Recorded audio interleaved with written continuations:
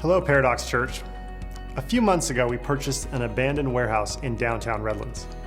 We bought this warehouse with the hope and the excitement that one day we could call this building our church home. But what is it exactly that transforms a warehouse into a sanctuary? For me, the transformation is found both in the logistical details that go into the building, as well as the intangible stories that are woven into the structure.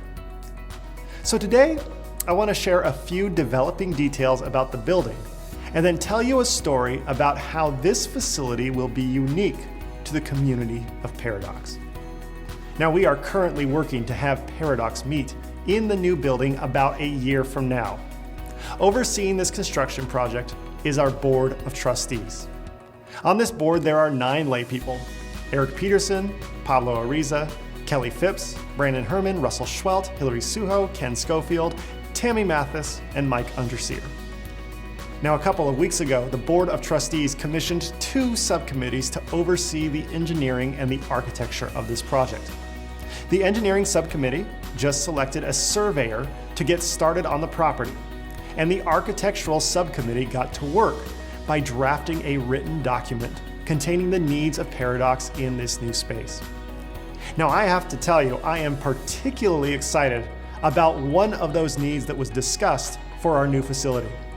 We frequently say that sermons at Paradox are designed to start discussions, not end them.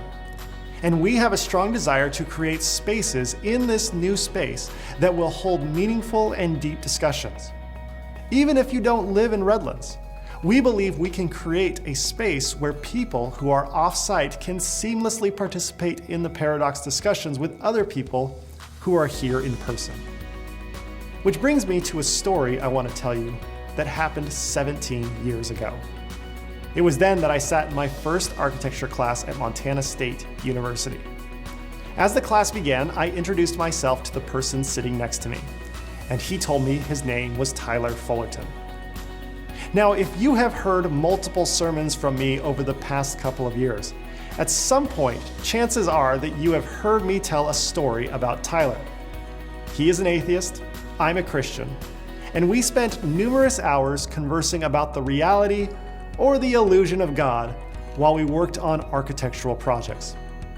We stayed friends after graduation, and in 2014 he attended my ordination. He was our guest speaker at a conference for college students in 2015, and in 2019 he spoke here at Paradox to kick off our series in the book of Ecclesiastes. In other words, Tyler is an integral part of our community in many ways.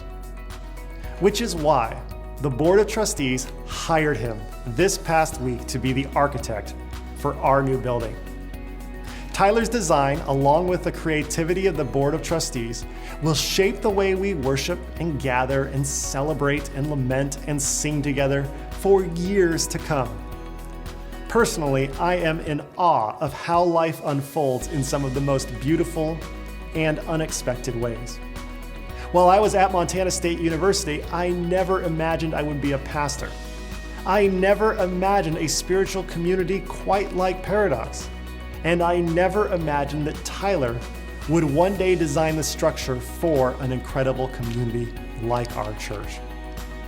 But here we are, 17 years later, and all of these unimaginable realities have become the reality. What a journey, what a life, and what a gift that has been given to us by our Creator. Now, if you have any questions about the building, please feel free to reach out to me and ask. Also, if you'd like to support this building project, please donate at paradoxgiving.com. May these plans that we are making help us to see and embrace Jesus Christ in all.